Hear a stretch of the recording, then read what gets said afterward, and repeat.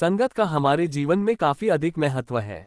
संगत सही रहेगी तो हमारे विचार सही रहेंगे और विचार सही रहेंगे तो कर्म भी सही रहेंगे और जीवन में सुख शांति बनी रहेगी। इसलिए सत्संग करते रहने की और अच्छा साहित्य पढ़ने की सलाह दी जाती है। सत्संग हमारे जीवन पर कैसे असर करता है, इस संबंध में गौतम बुद्ध की एक कथा प्रचलित है। गौतम बुद्ध से एक व्यक्ति ने पूछा कि रोज रोज सत्संग सुनने से क्या लाभ मिलता है। संगत का हमारे जीवन में काफी अधिक महत्व है। संगत सही रहेगी तो हमारे विचार सही रहेंगे और विचार सही रहेंगे तो कर्म भी सही रहेंगे और जीवन में सुख शांति बनी रहेगी। इसलिए सत्संग करते रहने की और अच्छा साहित्य पढ़ने की सलाह दी जाती है। सत्संग हमारे जीवन पर कैसे असर करता है, इस संबंध में गौतम बुद्ध की एक कथा प्रचलित है। बात उस समय की है जब गौतम बुद्ध काफी प्रसिद्ध हो चुके थे। वे रोज प्रवचन देते, जिन्हें सुनने के लिए काफी लोग पहुंचते थे। प्रवचन सुनने एक लड़का रोज आता था। वह गौतम बुद्ध की सारी बातें बहुत ध्यान से सुनता था। काफी दिनों तक प्रवचन सुनने के बाद एक दिन उस लड़के ने सोचा कि मैं प्रवचन तो रोज सुन रहा हूँ, लेकिन मेरे जीवन में कोई बदलाव नहीं आ रहा है। बुद्ध बातें तो अच्छी बताते हैं, लेकिन कुछ लाभ नहीं हो रहा है। मुझे इस बारे में बुद्ध से बात करनी चाहिए।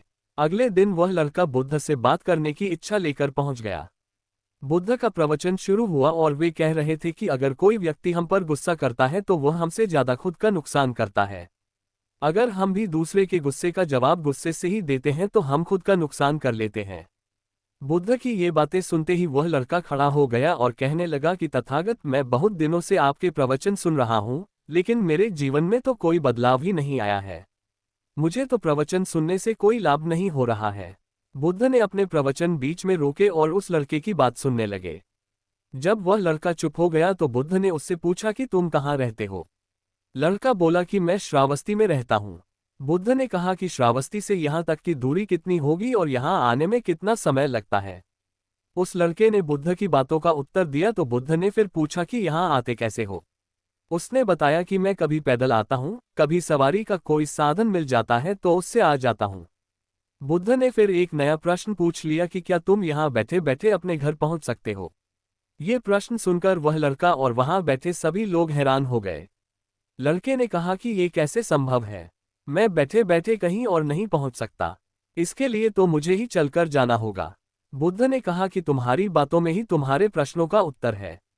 सत्संग सुनने से तब तक कोई लाभ नहीं होगा जब तक कि तुम उन अच्छी बातों को अपने जीवन में उतारते नहीं हो।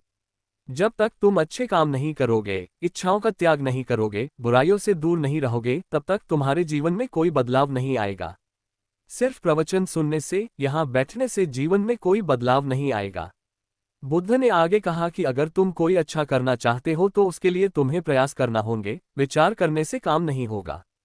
सत्संग में तुम्हें सही गलत बातों की जानकारी मिलती है, लेकिन उन्हें अपने जीवन में किस तरह उतारना है, ये तो तुम्हें ही तय करना होगा। तुम्हें प्रयास करने होंगे, तभी जीवन में सुख शांति और सफलता आएगी। सत्संग करते रहने से हमारी बुद्धि पवित्र रहती है और हमारा मन गलत बातों से बचा रहता है। अगर हम सत्संग नहीं करेंगे तो हमारे विचार भटक सकते हैं। इसलिए अच्छी किताबें पढ़नी चाहिए, अच्छे लोगों की संगत में रहना चाहिए।